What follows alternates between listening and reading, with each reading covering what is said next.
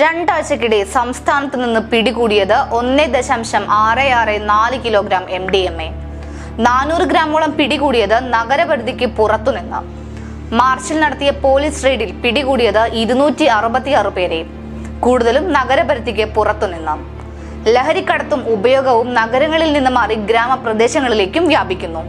ലഹരിക്കടത്തും ഉപയോഗവും നഗരങ്ങളിലെ പ്രശ്നമെന്ന പൊതുവായ ധാരണയ്ക്ക് അന്ത്യമാകുന്ന തരത്തിലാണ് ഗ്രാമപ്രദേശങ്ങളിലും മയക്കുമരുന്ന് വ്യാപകമായി കടന്നുകയറുന്നത്. അതിരുകടന്ന് വ്യാപാര ശൃംഖലകൾ പടർത്തിയ ലഹരി സംഘം പട്ടണത്തിനകത്തേക്ക് മാത്രം പരിധിപ്പെടുത്താതെ ഗ്രാമീണ മേഖലകളെയും കേന്ദ്രീകരിച്ച് പ്രവർത്തിക്കുന്നതായി അടുത്തിടെ നടന്ന ലഹരി വേട്ടകൾ വ്യക്തമാക്കുന്നു. വ്യത്യസ്ത സ്ഥലങ്ങളിൽ നടന്ന പരിശോധനകളിൽ പിടിയിലായവരിൽ ഭൂരിഭാഗവും നഗരപരിധിക്ക് പുറത്തുനിന്നുള്ളവരാണെന്നതും ഈ അവസ്ഥയെ കൂടുതൽ ഭീതിജനകമാക്കുന്നുണ്ട്.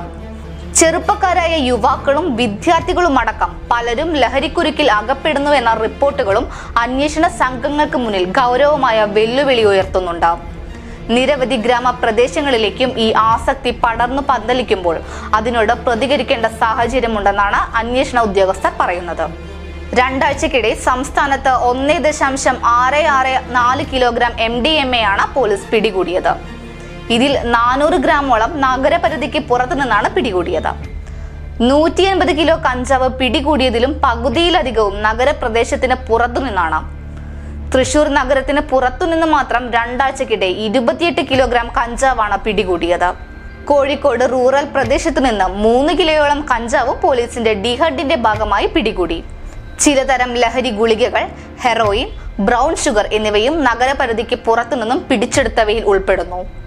മാർച്ച് ആദ്യ ആഴ്ചയിൽ നടത്തിയ പോലീസ് റെയ്ഡിൽ 266 പേരാണ് അറസ്റ്റിലായത്. തിരുവനന്തപുരത്ത് അറസ്റ്റിലായ 49 പേരിൽ 43 പേരും നഗരപരിധിക്ക് പുറത്തുനിന്നാണ് പിടിയിലായത്. എറണാകുളം, കോഴിക്കോട്, കണ്ണൂർ, കൊല്ലം ജില്ലകളിൽ ലഹരി വസ്തുക്കൾ വിതരണം ചെയ്തതിനും വിൽപ്പന നടത്തിയതിനും കൂടുതൽ പേർ അറസ്റ്റിലായതും നഗരത്തിന് പുറത്തുനിന്നാണ്.